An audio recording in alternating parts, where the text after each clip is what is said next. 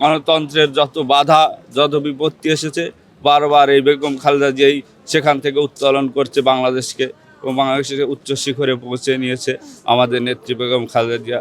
আজকে আসলে আমাদের বলার মতো ভাষা আমরা খুঁজে পাচ্ছি না, কারণ একটাই যে উনি আমাদের দেশের একজন মুরব্বী, হ্যাঁ, সকল দলের একজন মুরব্বী হিসাবে উনি ছিলেন।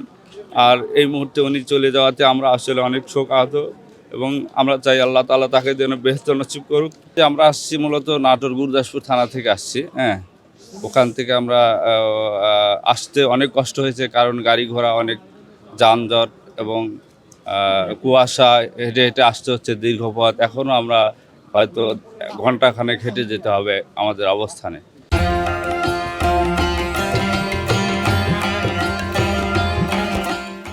ইনশাল্লাহ আসছি যখন আমাদের প্রিয় নেত্রী, দেশনেত্রী, আপসীন নেত্রী বেগম খালেদা জিয়া, যার ডাকে আমরা 17 বছর আমরা রাস্তায় ছিলাম এবং অনেক নির্যাতিতও হয়েছি এবং উনিও নির্যাতিত হয়েছে। উনি 17 বছরে বাড়ি ছাড়া হয়েছে, উনি জেল খেটেছেন এবং অসুস্থ অবস্থায় বিদেশে চিকিৎসা নেওয়ার জন্য, বিদেশে চিকিৎসা নিলে আমাদের একটা বিশ্বাস হয়তো আল্লাহ পাক আরও হায়াত দারাজ বেশি করতো।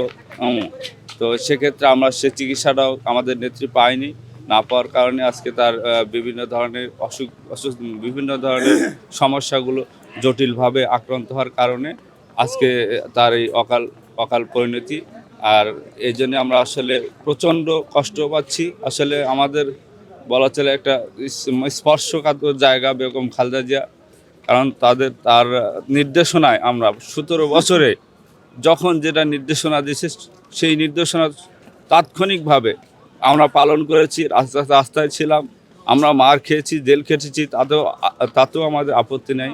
আমাদের আপত্তির জায়গা হচ্ছে আমরা আজকে একটা বড় জিনিস হারিয়ে ফেলেছি, সেটা হচ্ছে আমাদের নেত্রী, বাংলাদেশের একজন বড় গার্জিয়ান,